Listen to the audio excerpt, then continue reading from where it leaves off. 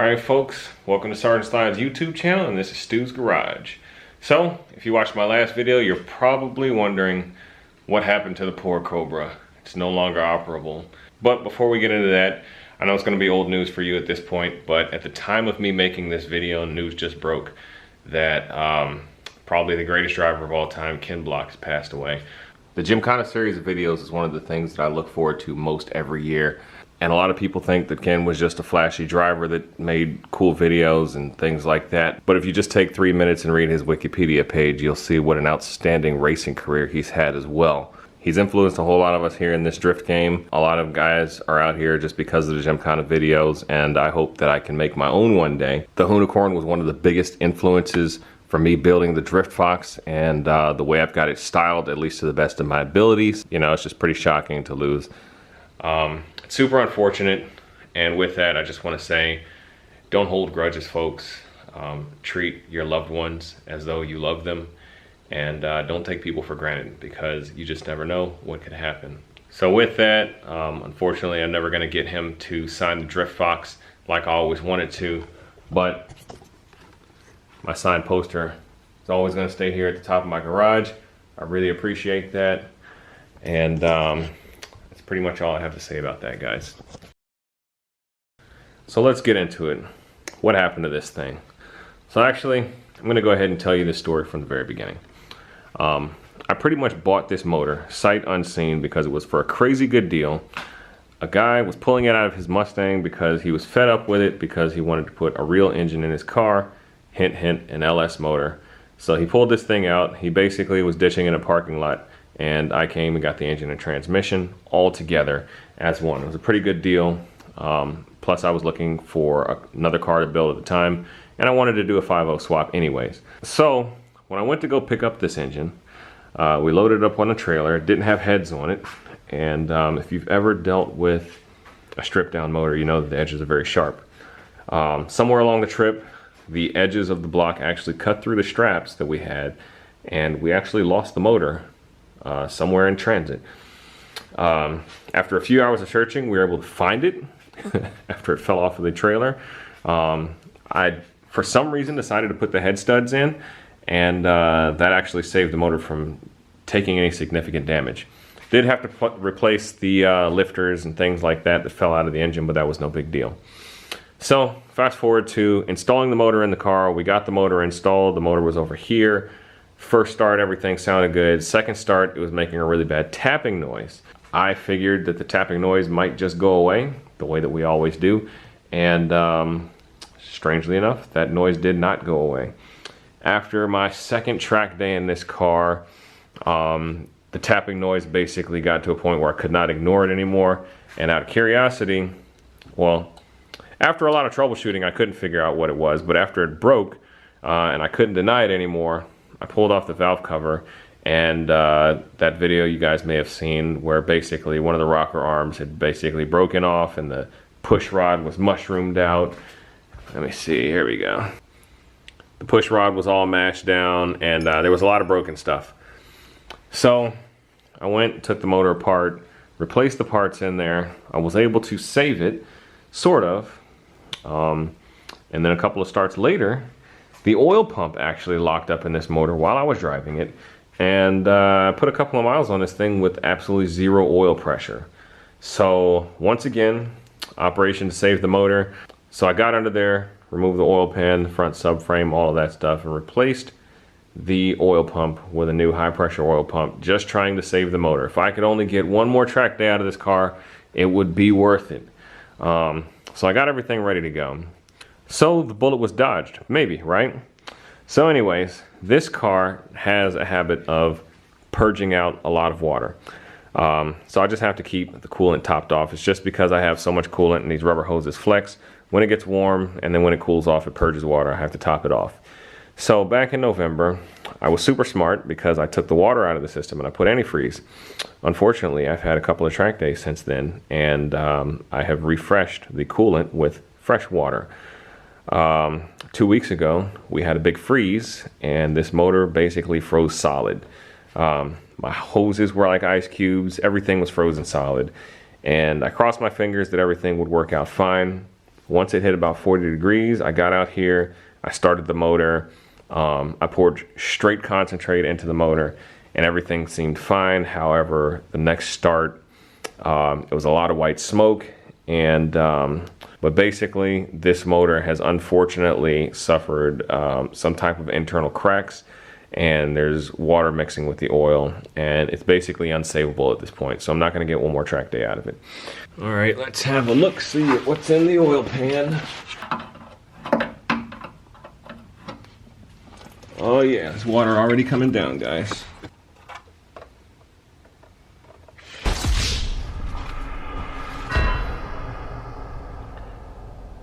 That's what death looks like, guys. This motor's done.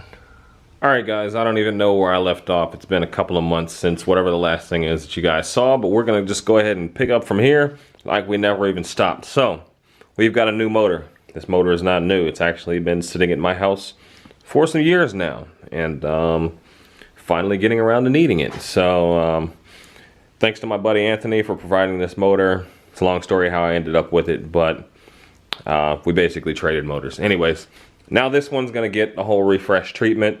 As far as I know, this thing is in fairly good condition. I will say it was running and driving. I don't know much about it besides that, but there was no known issues with it. So we're going to go ahead, we're going to put aluminum heads in it. We've got a nice Ford Racing valve train. We've got a single plane intake to go with my EFI. New gaskets, head gaskets, all the gaskets and everything.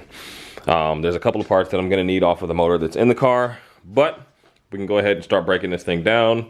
We're really not going to keep much of anything that's currently on here.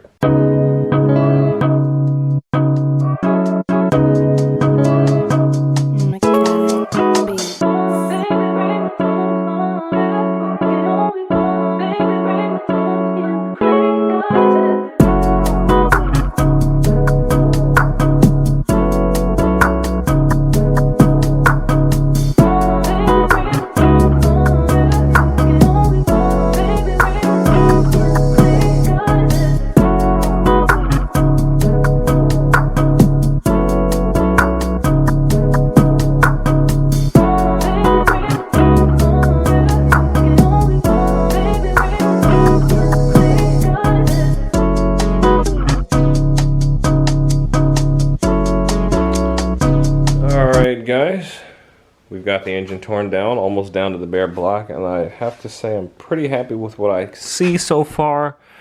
We've still got hone marks inside the cylinders, which is great. This looks a little bit crusty just because I hit it with degreaser and that dried everything up, but that all looked good. There's no sludge inside the valve train, even though all of that stuff is going to go away. There was very minimal sludge. It was a little bit crustier than what I would have expected, but not bad, not bad. Nothing's jumping out at me so far.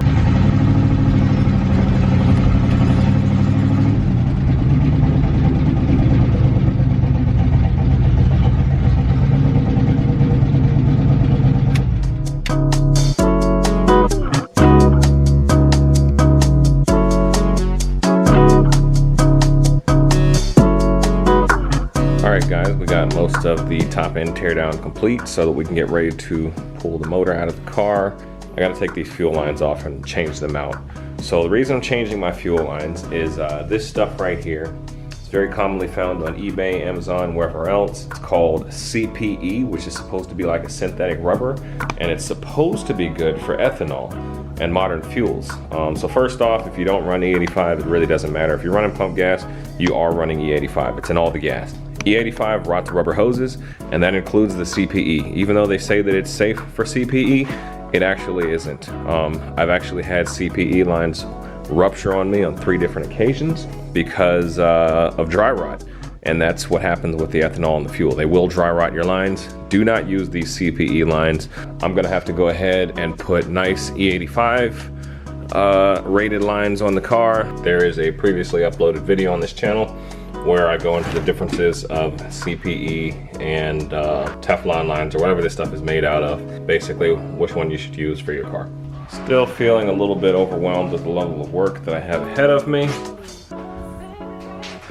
All of this stuff has a place to go. But just gonna keep moving forward. Hey!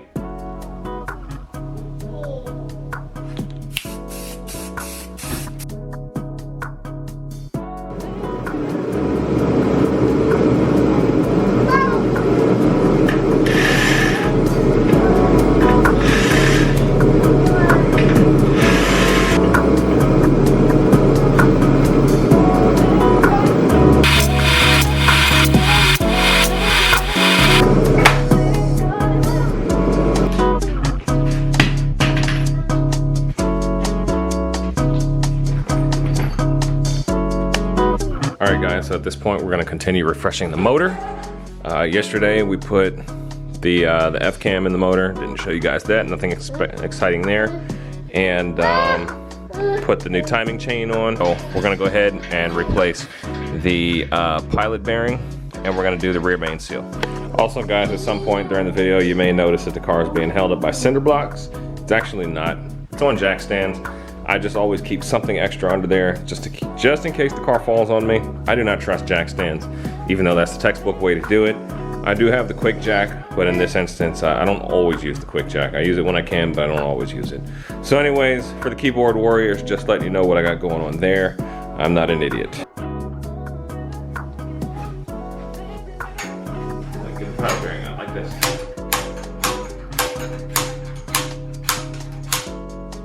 There we go.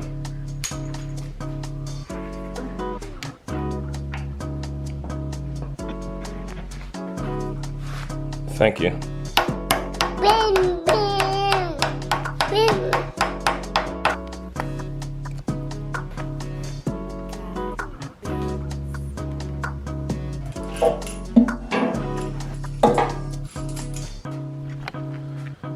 All right, folks, it's been a lot of background work, and we're gonna go ahead and snatch this thing out of here.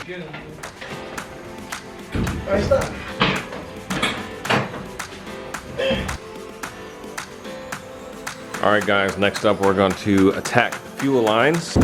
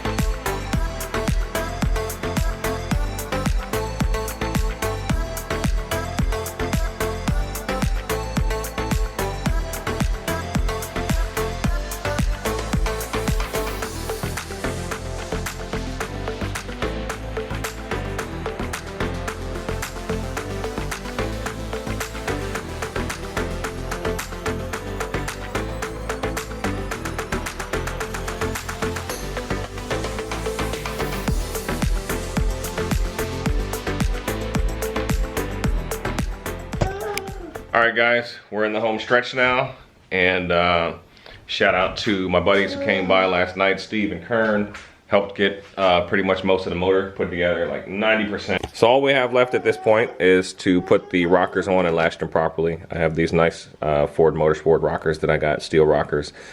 These are super nice. Problem is, I've never installed stud type rockers before, so instead of just simply bolting them down, you have to put them on and lash them, and they connect a little bit differently. I'm not super familiar with that, so I know that this isn't going to be a quick process for me doing this the first time. Once we get those on, hopefully my valve covers still fit. Okay guys, we've got a slight issue with the poly locks that I have and the rockers that I have. So basically, this side of the rocker mounts up, and this is the side that interfaces the poly lock, and as you can see, there's a little flat recess in there. The problem I'm having is that these poly locks are a little bit fatter than that recess, so they fit down between the rocker, they just don't fit inside of that recess. And what I'm gonna have to do is actually shave these down just a little bit, reduce the radius, and then they'll be able to fit down right in there. I can either modify these, or I can wait a week to get the proper ones to go with that. Unfortunately, this is what happens when you try to mix and match parts. I did go ahead and call my machine shop who built these heads for me, and they actually recommended that I can go ahead and modify these. It shouldn't be any big deal. Normally I wouldn't show stuff like this just because it makes people tend to say really negative things and go nuts, but I wanted to show you this, guys, just to show you there's always a path forwards, and a lot of times things are not as complicated as you think they are. So we're just gonna go ahead and get to cutting. I've got a really ghetto lathe here that I fashioned up. I used an extra stud that I have, mounted that inside the drill, And we're gonna install the poly lock on here like such. And then we're gonna run this bad boy, and we're gonna shave down the edge of that with the grinder. There we go, we got a zip tie holding the speed, and we're gonna go for it.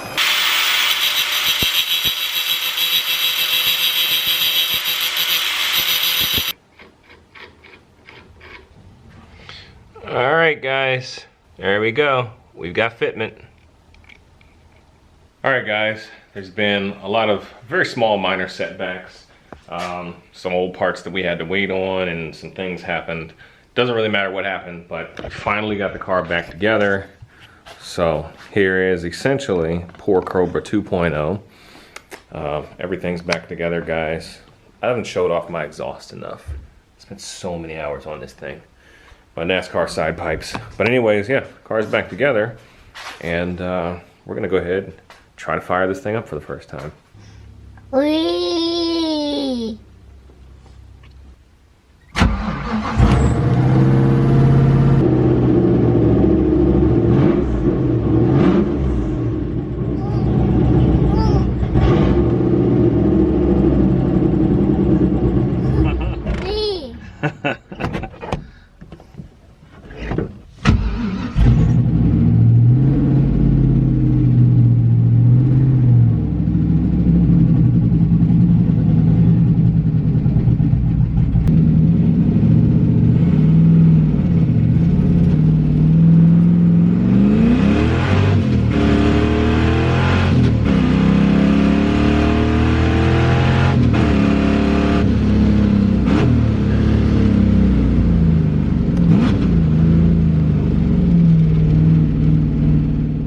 All right, folks, it's been an incredibly long journey. We finally got the car back together. It's back running.